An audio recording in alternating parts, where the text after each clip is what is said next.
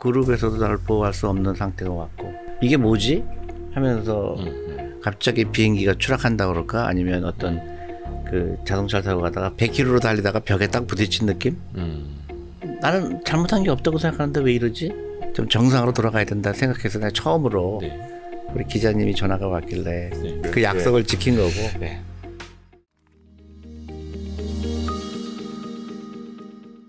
우리 존리 대표님 되게 오랜만에 뵙는데 이게 홀쭉해지셨습니다.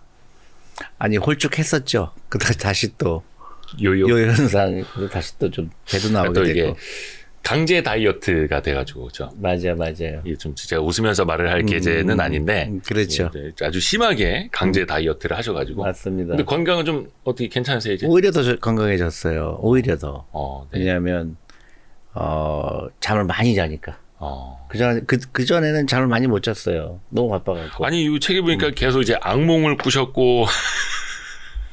이거 웃으면서 얘기하면 안 되는데 저희가 이제 뭔가 이제 힐링. 그래요. 느낌으로 계속 하자고. 왜냐면은 저도 이제 또 기자니까 약간 좀 팩트체크 느낌으로 여쭤볼 것도 있기는 하고 또 많은 사람들이 생각보다 그 이상으로 이제 좀 과장해서 받아들이고 계시는 것도 있고 해서 그래요, 예. 그 부분은 좀 오늘 좀 많이 이야기를 해야 될 것 같습니다. 근데 그 얘기를 했는데 하여튼 이 책 앞부분에 이제 한국에 거의 들어와서 9년, 네, 맞아요. 10년 이렇게 하셨는데 참 소외라고 해야 될까요? 그런 이야기부터 사실은 안 하실 수가 없었겠다 생각이 들더라고요. 일단 그냥 최근에 좀 어떻게 지내셨는지가 궁금해요. 그렇죠. 작년 6월 달에 엄청난 나한테 개인한테는 그 엄청나게 하기도 싫은 일이 일어났죠. 네. 근데 사실은 말도 안 되는 일이라고. 근데 내가 너무 자세하게 밝히긴 좀 그렇고. 네. 법적인 것도 있고 또 그 여러 가지 이제 얽힌 것들이 있어요. 근데 뭐 어쨌든 내가 얘기하고 싶은 거는 그렇게 신문에 날 만큼 일이 아니다. 근데 한 매체가 저는 악의적이라는 생각이 들 수밖에 없는데 네. 나한테 몇 분 얘기한 게 전부예요. 그 다음에 후속 보도가 4개, 5개가 실렸는데 단 한 번도 나에게 얘기한 적이 없고. 네. 그런 기사가 막 실리면서 사람들은 그냥 그거를 카피해갖고 또 하다 보니까 그냥 거칠 수 없고. 그러니까 그룹에서도 나를 보호할 수 없는 상태가 왔고. 그렇죠. 그러니까 네. 이게 뭐지? 하면서 갑자기 비행기가 추락한다 그럴까? 아니면 어떤 그 자동차 타고 가다가 100m, 그러니까 100km로 달리다가 벽에 딱 부딪힌 느낌? 나는 잘못한 게 없다고 생각하는데 왜 이러지?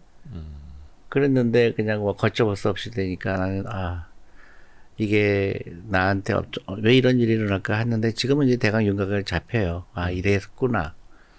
근데 내가 이제 아직은 밝기 좀 힘들고. 근데 사실 조금 이제 공교롭게도 뭐라 해야 될까 동학개미의 이제 스승 역할을 해주셨던 저희 강방춘 회장님하고 존리 대표님이 거의 비슷한 시기에 이제 안 좋은 내용들이 연속돼서 나와서 많은 사람들이 어떻게 보면 실망도 했고 좀 그랬는데 뭐 물론 그 동안에 비판을 이제 좀 많이 받으셔서 오늘은 이제 비판은 제가 좀 대신하겠고요. 뭐 소명할 기회도 좀 드리고 비판할 일 할게요. 없어요. 아니 근데 일단은 그 뭐 사모님이 이제 투자를 하시는 회사. 난 그 디테일로 가고 싶지 않고. 아니, 왜냐하면은 네. 그런 일 없어요. 근데 그럴 일이 전혀 없고. 네. 악의적인 거고. 네. 우리 와이프, 우리 가족을 건드리는 건데 용서가 안 되거든요. 그래서, 뭐, 나는 그냥 해명하고 싶은 생각은 없어요. 그래요. 네, 그럴 일 없다. 그러니까 불법 투자 촬영 없다. 그걸로 끝내야지. 이건 사실은 이랬고 이렇게 되면 또 하나, 웨이브가 또 하나 오고. 그러니까 특히 우리 와이프에 대한 얘기는 내가 너무 미안해요. 그 한국까지 따라와갖고 그 험한 꼴을 당하는 거에 바로 잡아야죠. 내 명예를 되찾아야 되고. 네네. 그리고 어떤 의도적으로 나의 명예를 깎아내리기 위한 그런 몇 사람들에 의해서 생긴 거기 때문에 그 대가는 치러야 된다고 생각해요. 약간 좀 뭔가 어딘가 의도적인 게 있었다라고 많죠. 생각하시는. 그럼요. 요즘 좀 어떻게 지내시는지를 여쭤봤는데 이 책에도 그런 이야기를 쓰셨어요. 진짜 뭐 비행기에서 초기에 떨어지는 느낌이다. 좀 그런 얘기가 들어가 있어요. 이게 그냥 보너스 체계가 가장 큰 문제였어요. 보너스. 네. 그러니까 임직원 성과급에서 그렇지. 뭔가 뭐 불만들이 좀 생기기 그렇죠, 시작을 그렇죠. 하면서 아 그래요. 나는 그게 나한테 오는 증오가 그렇게 클 줄 몰랐죠. 그래서 나는 이제 그게 내가 한국에서 치러야 되는 대가구나. 이 편견을 깨고 그러는 게 이렇게 힘들구나 그런 생각을 하게 됐죠. 예를 들어서 이제 나는 보너스라든가 이런 체계는 그러니까 그 예를 들어 뭐 회사 나는 일찍 들어왔으니까 내가 보너스 더 받아야 돼. 아니면 뭐 나이가 많으니까 아니면 내가 남자니까 미국은 그게 없거든요. 그래서 나는 너무나 당연하게 한국에 있는 내 회사도 그렇게 해야 된다고 믿었는데 그게 이제 그 몇 명의 이제 그 불만한 사람들이 생긴 것 같아요. 그래도 이 책에도 보니까 조금 많은 힘을 받았다. 힘이 되는 이야기도 많이 들었다. 약간 그런 내용들 좀 있어요. 그렇죠. 어떤 내용들이 좀 근데 힘을 사실은 주던가요? 그 기사 내용만 보면 나는 뭐 엄청나게 파렴치본 것처럼 근데 내가 그래서 뭐 내가 사회꾼이 아니라는 걸 또 증명하는 것도 웃기고 나도 그래서 잘 생각해 보세요. 난 8개월 동안 참은 사람이에요. 아무 말도 안 한 거예요. 왜 안 했을까? 너무 한국이란 사회가 이렇게 편견이 심한 나라구나. 아무도 물어보지도 않았으면서 남이 기사 하나 뜬 거 가지고 그렇게 난리를 치는 나라는 너무 이해가 안 가는 거예요. 그 많은 기사가 떴지만 나한테 확인한 사람이 없어요. 딱 나는 한 5분 정도 기자하고 이거 아닙니다. 그럴 일 없어요. 그 통화한 게 전부예요. 그 최초 보도. 그렇지. 네, 예. 근데 어떻게 이럴 수가 있을까? 그래서 내가 뭐 그렇게 이건 중요한 게 아니고 나의 경험을 통해서 우리 한국이 조금 더 좀 좋은 방향으로 변화가 됐으면 하는 심정에서 책을 썼고 나는 그쪽으로 가고 싶지 나는 아닙니다. 뭐 이렇게 그거에는 이미 시간이 지났어요. 난 8개월이라는 시간이 지났고 네, 네. 그리고 이제 지쳤어요. 네. 그러니까 저를 얘기할 때 뭐 차명 계좌 의혹 있는 존리 뭐 완전 이건 아니다. 이제 좀 정상으로 돌아가야 된다 생각해서 내가 처음으로 네. 우리 기자님이 전화가 왔길래 네. 처음으로 제가 이런 저는 그냥 이렇게 안부 전화를 작년에 한번 드렸는데 우연히 이제 책을 쓰고 계시다는 얘기를 듣고 이거 잘 됐다. 그렇죠. 그래서 유튜브 강 나온다. 그래서 제가 농담이고요. 그 약속을 지킨 거고. 네. 네. 그래서 존리 대표님 이제 어렵게 사실은 또 이제 어렵게 제가 이제 꼬셨습니다. 모셨습니다. 네. 그래서 너무 어려운 질문하지 마시고 내가 어려워서 그런 게 아니라 네. 이런 이제 법적인 이슈도 있고 맞아요.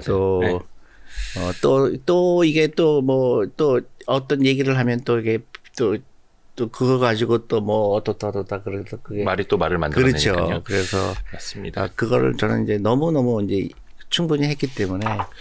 근데 또 하나 안타까운 게 뭐냐면 이게 공교롭게도 2022년 그 증시 엄청난 하락장하고 맞물리다 보니까 왜 존리 저 사람이 지금 이제 멀쩡한 사람들 일반인들까지 다 주식 투자하라고 시켜가지고 지금 다 막 손실 보게 만들었다. 뭐 이래서 약간 그게 원망이 막 좀 설상가상으로. 그렇죠. 근데 거기다가 이제 나쁜 뉴스가 막 겹치니까 좀 속은 기분이 들고 그런데 충분히 이해하죠. 근데 사람들 자기가 듣고 싶은 얘기만 듣고 네. 예를 들어서 내가 오랫동안 투자라고 그랬는데 1년 투자해서 마이너스 난 게 무슨 의미가 있을까?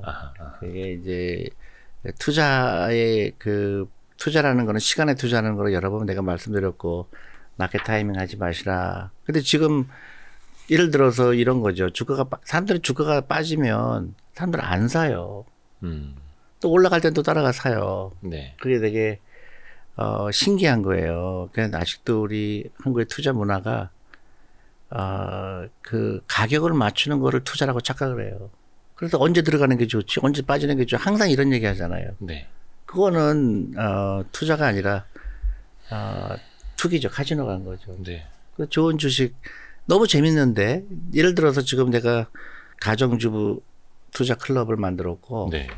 또 직장인 투자 클럽을 만들어서 어저께 마침 그러니까 10번 코스인데 이제 전부 오프라인으로 합니다. 우리가. 네. 근데 10번 끝나고 나서 막 너무너무 좋아하시는 거예요. 어떤 분은 우시는 거야. 헤어지기 싫어갖고. 안 믿어지시죠. 그렇죠. 이제야 뭔가 왜냐하면 보이기 시작한. 예를 들어서 주식에 한 사람씩 자기가 투자하는 주식을 골라오기. 그래서 자기가 그거를 이제 프레젠테이션 하는 거죠. 나는 이 주식을 이래서 골랐는데 서로 토론하고 그러면서 너무 재미난 거죠. 근데 그동안 우리는 투자할 때 언제 들어가야 되고 언제 빠져야 되고 뭐 차트를 보고 막 이거는 투자가 아니잖아요. 네. 근데 전부 대부분 그렇게 했거든요. 근데 내가 언제 주식 투자하면은 1년 안에 돈 번다고 얘기한 적 한 번도 없죠. 아, 그렇죠. 항상 노후를 준비하라고. 그럼요. 그러니까 여유자금으로 하고. 근데 그 1년이 주시장이 안 좋다고 그래서 그거 가지고 또 막 그거 하는 건 좀 올바른 방법이 아니고 눈이 오나 비가 오나 내가 수입의 일정한 부분을 꾸준하게 투자하는 게 그게 가장 훌륭한 건데, 그걸 지키기가 쉽지가 않죠. 왜냐면 어렵죠. 예, 주식이 올라가고 내려가는 거가 반복되니까 자기가 그걸 맞출 수 있을 거라고 착각을 하게 되고 네. 또 사서 오르면 또 자기가 천재인 것 같고 사서 떨어지면 화가 나고 그거는 이제 조금 길게 볼 필요가 있다 이렇게 얘기하죠. 이번 책 제목이 존 리 새로운 10년의 시작이에요. 혹시 이 책을 통해서 던지고 싶은 메시지? 물론 이제 그동안 해오신 말씀드리지만 근데 이건 한마디로 좀 요약하자면 굉장히 어떻게 중요한 게 네. 한국이 진짜 선진국에 가려면 금융이 선도를 해야 돼요. 네. 근데 지금 우리가 이제 앞으로 10년 후, 20년 후를 얘기할 때 한국의 먹거리가 뭔가 대부분 제조업을 얘기하잖아요. 네. 그래서 뭐 반도체니 배터리니 뭐 이런 얘기하는데 네. 그것보다 더 중요한 훨씬 중요한 게 금융이에요. 네.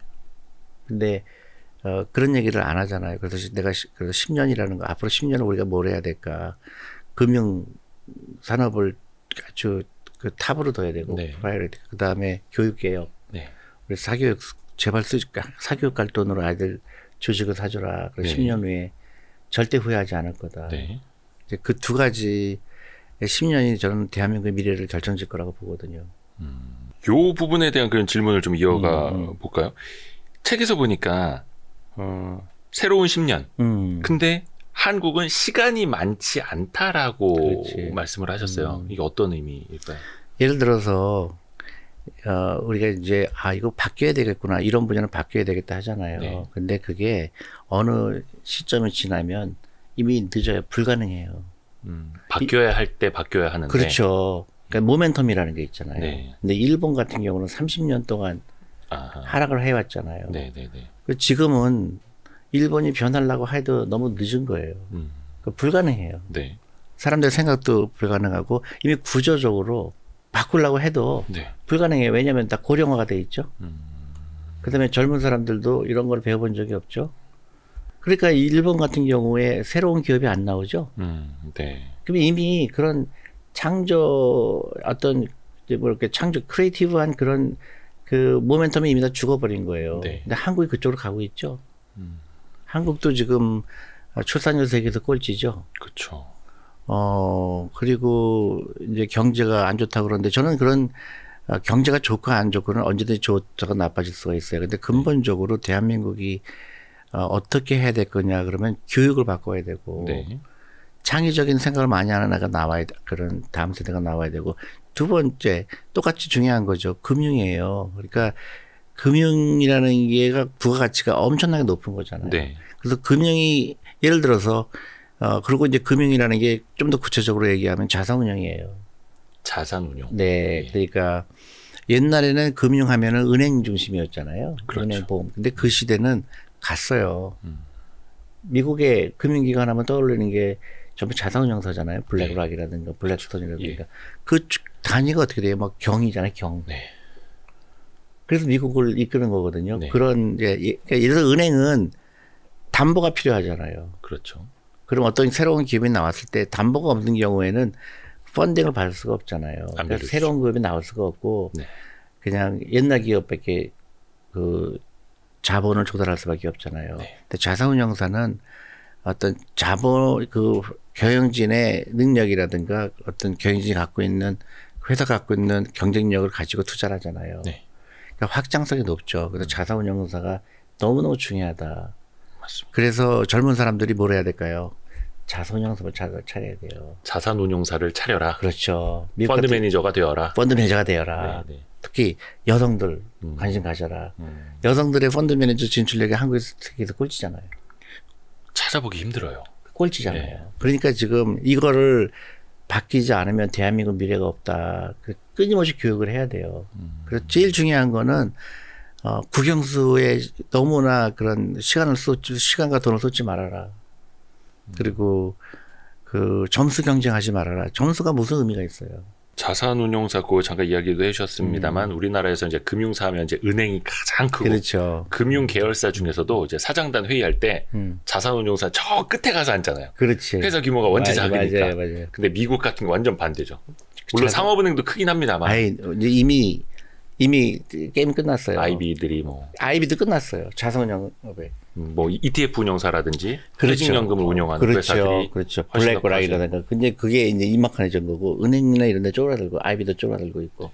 거의 그 주주 구성 보시면 아시겠지만은 이제 외국 기업들 뭐 빅테크는 물론이고 큰 회사들 최대 주주가 거의 다 그 ETF 운용하는 막 이런 운용사들이. 그러니까요. 어마어마. 저기 우리나라도 그렇게 돼야 돼요. 우리나라도 그렇게 돼야 돼요. 그래서 그게 금융이 뒷받침을 해줘야 새로운 기업이 나오잖아요. 새로운 기업이 나오려고 그러는데 이 자본력이 없으면 나오고도 죽죠. 그럼 전부 은행 가서 담보를 줘야 되는데 담보가 없잖아요. 그렇죠. 그러니까 일본 같은 경우 계속 좀비 기업이 나오는 거예요. 담보 없이는 성장도 못하고. 그러니까 또 그게 또 일본은 또 더 그런 게 기업을 망하게 못 하잖아요. 기업은 망해야 되거든요. 사실은 죽고 태어나고 우리 피부같이 예. 새로운 해야 되는데. 그러니까 몇천 개가 망하고 몇천 개가 새로 생겨야 되거든요. 네. 근데 일본은 이제 그게 망하지가 않으니까 좀비 기업이 돼버려요. 계속 연명만 시켜. 그렇죠. 근데 이자율도 싸겠다. 그래 은행에 돈 빌려주고 네. 그냥 아무런 혁신이 없이 살다가 예. 그게 지금 일본 경제를 짓누르고 있거든요. 근데 우리는 그러면 안 되잖아요. 근데 우리나라는 출생률이 전 세계에서 꼴찌잖아요. 그렇죠. 그러니까 이거를 앞으로 10년 동안 바꾸지 않으면 걱정이 큰 거죠. 근데 그 두 가지 축이 교육과 금융이라고 보는 거죠. 저성장, 고령화, 저출산 이게 고착되어 있고 바뀌어야 할 때 바꾸지 않으면 그냥 뭐 완전 이미 저기 그렇게 돼버려. 예를 들어서 우리가 10년 전, 15년 전 뭐 이럴 때 우리 출산율 걱정한다 그랬잖아요. 예. 그때 막 1.5명 막 이럴 때도 난리가 났어요. 그렇죠. 1.2명 이럴 때 난리가 났는데 0.7명. 그렇죠. 근데 그 액션을 했어요, 안 했어요? 했다고는 하는데 아니지, 안 했죠. 그때 만약에 예. 강력하게 개혁을 했으면 이 상황까지는 안 오죠. 근데 점점 이게 이제 이대로 5년, 10년이 가면 그때는 이미 게임이 끝난 거예요. 그렇죠. 그래서 이 전반적인 혁신을 해야 되고 바꿔야 되고 그러면 연결을 돼 있거든요. 금융이 발전하면 사람들이 부자가 되죠. 네. 그럼 애를 낳을까요, 안 낳을까요? 여유가 생기면 뭐. 그렇죠. 예. 미국 유태인이에요. 미국 유태인은 애를 3명, 4명씩 낳잖아요. 저는 유태인도 아닌데 애를 셋 낳아가지고 지금 저출산 분야에서는 저도 할 말이 많은데. 그러니까. 그래서 금융과 교육의 양날개 그렇죠. 두 축을 함께 맞아요. 동력을 좀 세워야 된다. 그래서 책에 쓸 때 한국에서 내가 9년 동안 경험하면서 정말 이해가 안 갔던 것들이 그런 그 경직된 문화, 그다음에 무조건 학원에 가서 공부 잘하면 내가 성공할 거라고 착각하는 문화. 그거 과감하게 고치지 않고. 근데 그 돈으로 나는 아이들한테 주식을 사줘라. 네. 펀드를 사주거나. 그게 왜 이렇게 어려울까? 나는 그게 이해가 안 가는 거. 왜 이렇게 어려울까? 뭐 정리 대표님 덕분에 그래도 조금은 바뀌었죠. 다시 돌아간 사람이 많아요. 그래요? 근데 애들 일단 저 학원 갔다가 밤 11시에 들어오면 뭔가 그래도 하는 것처럼 보이가. 그러니까요. 근데 그렇게 하면 안 되거든. 근데 이제 그래서 주식을 사줬는데 2022년에 막 반토막 나고 이러면 이제 종리 아니야.